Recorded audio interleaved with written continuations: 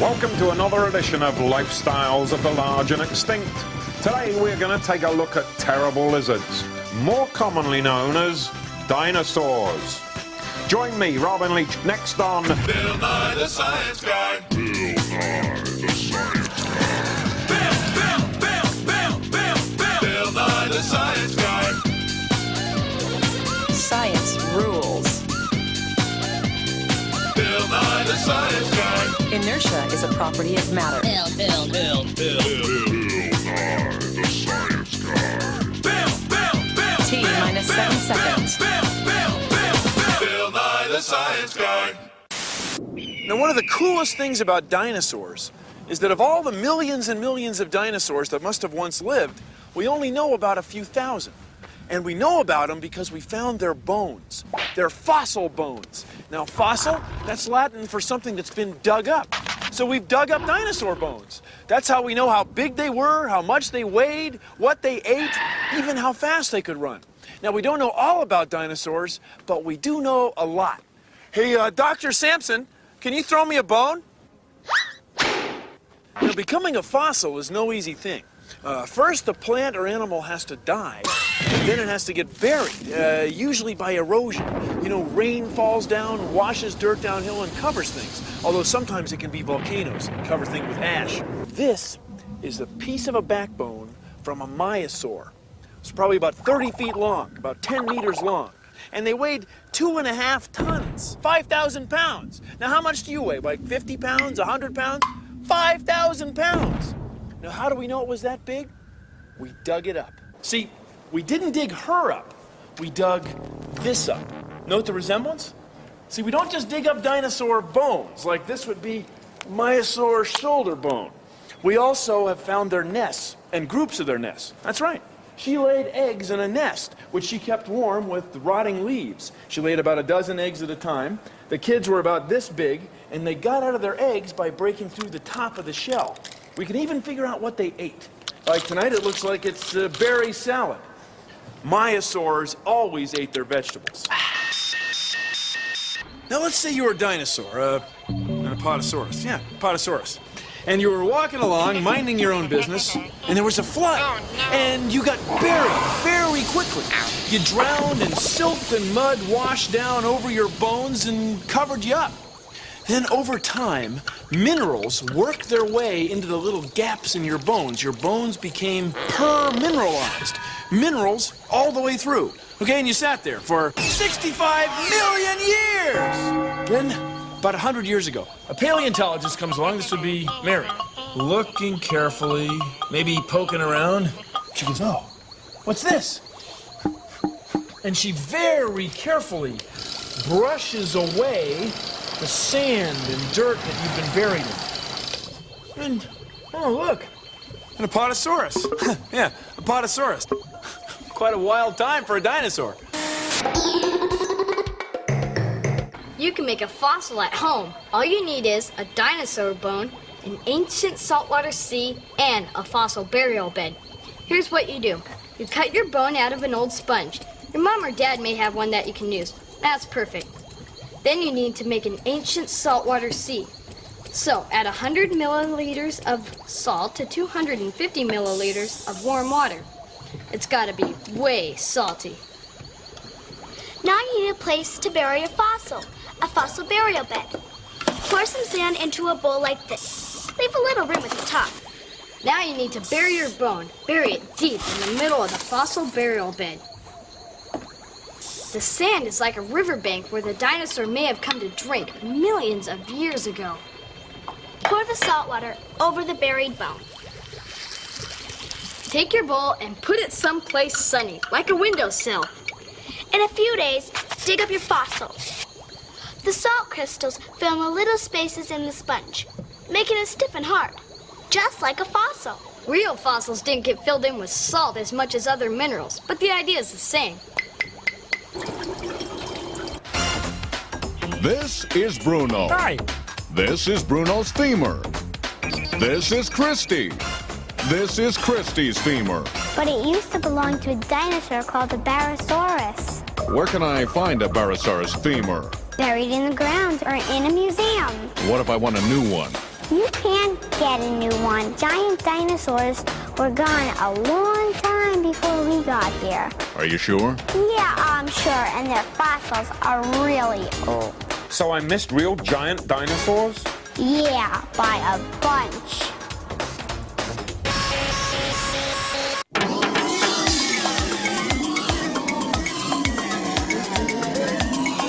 Wait a minute.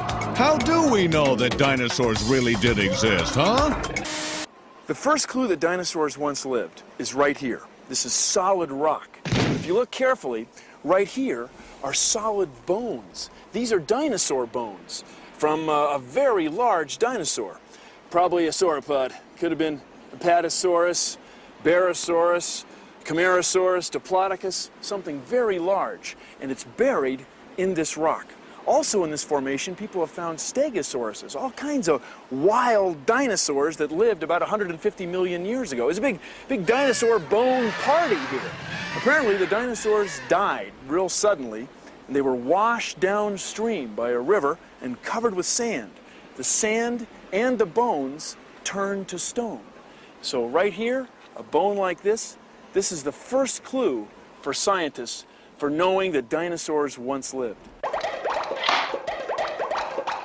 Hi, I'm Ivy. That's my brother James. Hi. And this is his room. It's looked like this pretty much since, well, forever, I guess.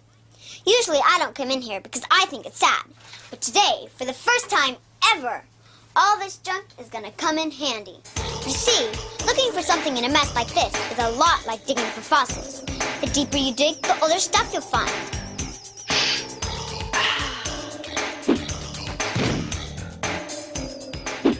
There might even be stuff you don't want to find. Hey, my last report card. I haven't seen it since the July 20th game, and I took the homer away from JJ. Just like a fossil, the longer something's been left on the floor, the more there is on top of it. Scientists can learn a lot about dinosaurs from looking at how the fossils have been buried, how deep they are, and what's around them. And that's what makes fossils so exciting, even the ones you find in a room like this. Consider the following. Dinosaurs lived about 160 million years, and they all died out about 65 million years ago, all at once. Now, why is that? Many scientists now believe it might have been a meteorite or groups of meteorites, big rocks from space. Let's say this box of flour is like the surface of the Earth, and this ball of pepper is like a meteorite that would have come hurtling toward our planet at over 100,000 kilometers a second. So imagine, 65 million years ago, and using the slingshot of science, we'll create a meteorite impact on the Earth's surface. See? It forms a crater, and dust is ejected into the atmosphere. Now, if enough dust were thrown into the atmosphere and it could stay there long enough, it would block the light from the sun and kill the plants that the dinosaurs depended on to live. Now, there's another reason we think the dinosaurs were killed by meteorites. All over the Earth, at about the same level we find fossilized dinosaur bones, we find this weird metal called iridium. But we don't find it very much on the Earth. But we find it all the time in meteorites. So maybe this layer of iridium all over the Earth was deposited by the same meteor or meteorites that killed the dinosaurs. Now, you know, the Earth is hit by meteorites all the time. What? It could happen again. Thank you for considering the following. What's wrong with this picture? Dinosaurs and humans never lived at the same time. Yeah, all right.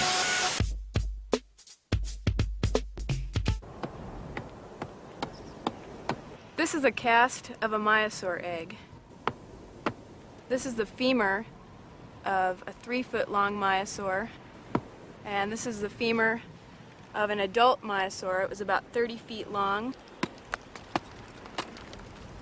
My name is Rebecca Laws. Basically, I spend my summers digging up dinosaur bones. I used to want to be a veterinarian and switched over to dead animals, essentially. This is a baby Myosaur skull. It's from a dinosaur that was about 3 feet long. And this is a skull, a cast of a skull from an adult Myosaur, a herbivorous.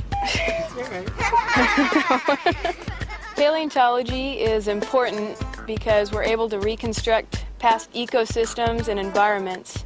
And by doing that, we can compare them to our environment today and help us understand what's going on with our ecosystem and maybe ways we can improve it.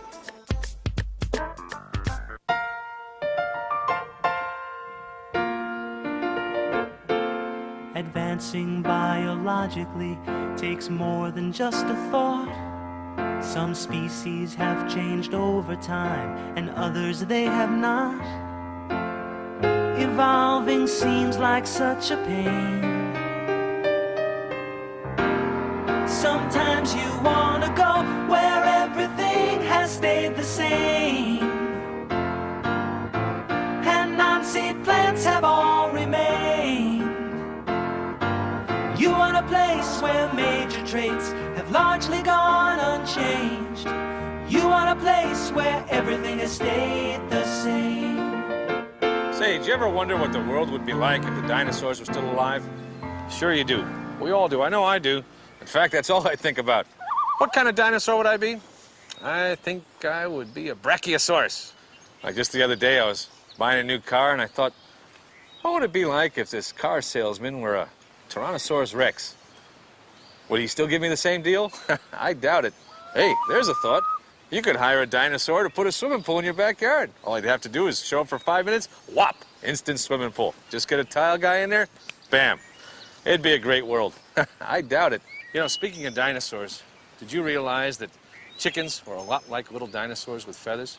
I didn't, until I read a book called The Dinosaur Chicken Conspiracy. But apparently the poultry farmers don't want us to know anything about it, so they've hushed it up. Put the kibosh on it. Ferns will return after these messages. No, I'm not finished yet. Yeah, all right, go ahead. No, I was going to talk about the dinosaurs and the potential growth of the garment industry if they were still alive. Sure. I mean, anybody could figure that out. How much tweed do you have to... Ferns will return after these messages.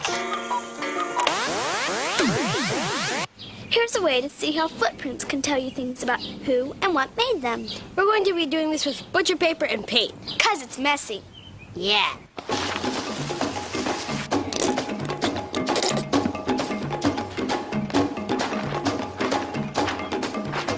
Nicely done. Now I'll step into the blue paint and run. Yellow. Hopping paint. Now I'm gonna do my feet and hands. And if you do a comparison, it's pretty easy to see the different kinds of prints go with different kinds of moving.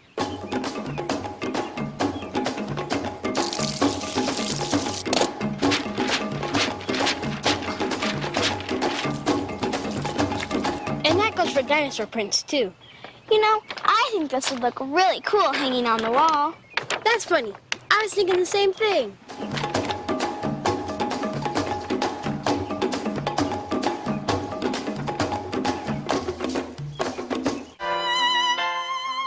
What's wrong with this picture? I told you, dinosaurs and humans never lived at the same time. Hi, I'm Robin Leach. Thanks to modern technology, we can gather ideas about the lifestyles of our dearly departed dinosaur friends while their majestic homes were maintained on luscious landscapes with spectacular streams and gigantic gardens aplenty. We can safely assume that no dinosaur danced and sang the way that is commonly portrayed on television. Perhaps in another million years or so, we too shall be looked upon with the same sense of wonder and astonishment. I thank you for joining me, and until we meet again, here's wishing you fossilized wishes and dinosaur dreams. Now, how do we know that dinosaurs died out 65 million years ago? Well, sometimes we find dinosaur fossils buried under ash that got blasted out of ancient volcanoes. It often contains the element potassium. And some of that potassium is radioactive, so it slowly changes into a whole nother element, argon. Now, scientists know exactly how fast this happens. So by measuring the amount of potassium and the amount of argon in the ash around these fossils, they can figure out when the ash came out and buried the bones. We've never found ancient dinosaur fossils less than 65 million years old, so they must have died out 65 million years ago!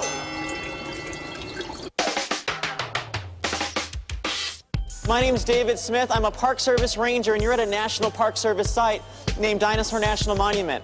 I imagine most of you came here to check out dinosaurs.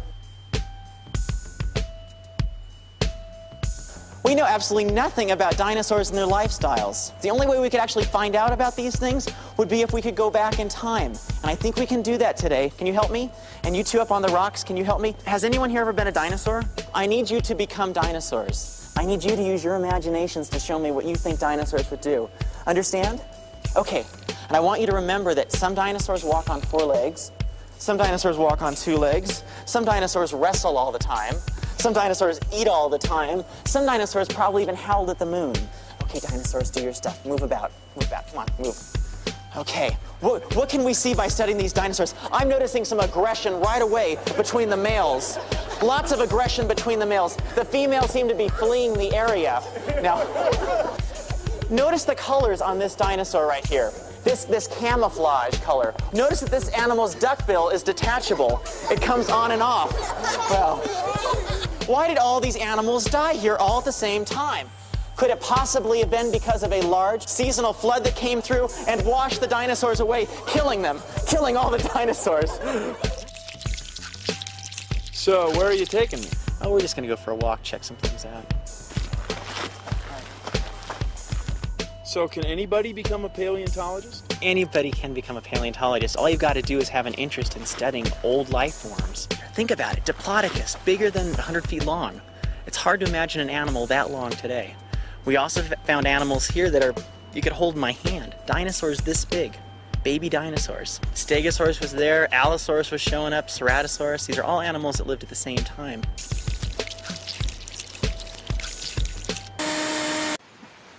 Now, people say, why study dinosaurs? Why study dinosaurs? Are you kidding? They lived, what, in an ecosystem. That's right, dinosaurs had their own ecosystem. That's right, dinosaurs had their own ecosystem. Dino didn't mean they were like animals. And what happened to them? Nobody knows. They're all gone. Their ecosystem has changed completely. Now, how do we know about dinosaurs and dino ecosystems? We dug it up. What's wrong with this picture? Remember, dinosaurs and humans never lived at the same time. Got it? Yeah, all right. Good evening, sports fans. Timmy Tucker here with Lance Yardstick for what has to be the biggest game of all time, the terrestrial surface dwellers versus the March of Time. And this is the one we've all been waiting for. That's right, Timmy. What we're about to witness is the culmination of 4.6 billion years of preparation. And there's the start of the game, and the March of Time is kicking off, and Og Simpson catches the ball on the 0-yard line. You know, Timmy, if the history of the Earth were laid out on a football field like a timeline, the 0-yard line would be when Earth began about 4.6 billion years ago. That's right, Lance, a very long time ago indeed. And Simpson is breaking the ball down to the 20-yard line now. The 20-yard line, that would be when primitive life forms began appearing on Earth about 3.5 billion years ago. Simpson crosses the 50 now. 45, 40, 35, 30. He's getting close now. 25. He's on the 20-yard line. By the way, the 20-yard line, that would be when land plants and fish appeared on the Earth about 425 million years ago. Simpson is now drawing a crowd at the 10-yard line. That's only 225 million years ago, about when the dinosaurs appeared. He's down to the 9 now, the 8, the 7. 65 million years ago, more or less when the dinosaurs became extinct. 5, 4, 3, 2, touchdown, fumble! Wait a minute, what happened down there? Was it a touchdown or not? The officials are measuring now. Let's take a closer look now with the MagnaCam. It looks like that fumble occurred within the 1-yard line. Actually, about the 3/4 inch line or the 2 centimeter line. That's when human beings finally showed up on the planet, only about 1 million years ago. Not really very long ago in Earth's history, Lance. Now, wait a minute. They say they need an even closer measurement now, so let's go down and look at this with the microcam. That looks to be about 1/1000th of an inch, or 13 micrometers, or 1 tissue paper's width from the goal line. And on the other side of that piece of tissue paper, an almost unmeasurable distance, 2/3 of 1 micrometer. That's where Bill Nye was born. Who's Bill Nye?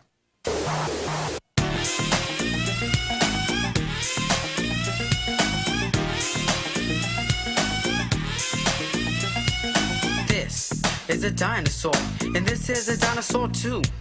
Creatures that lived a while back, you see, a long time before me and you.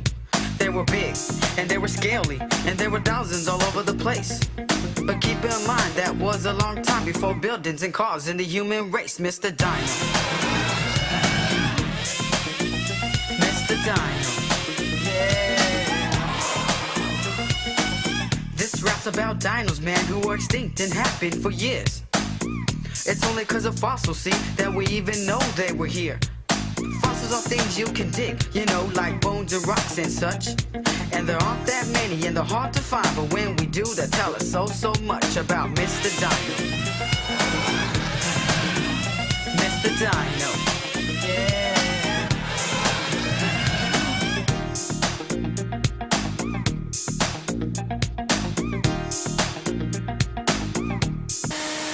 Well, that's our show. You'll excuse me.